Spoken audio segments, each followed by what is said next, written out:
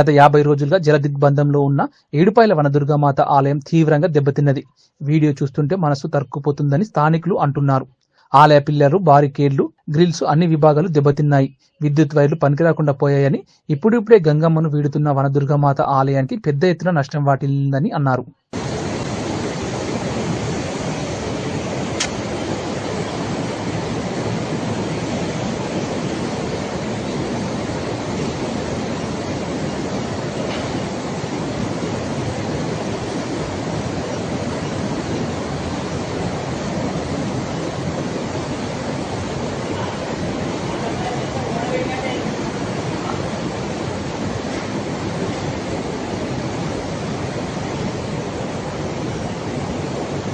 अरे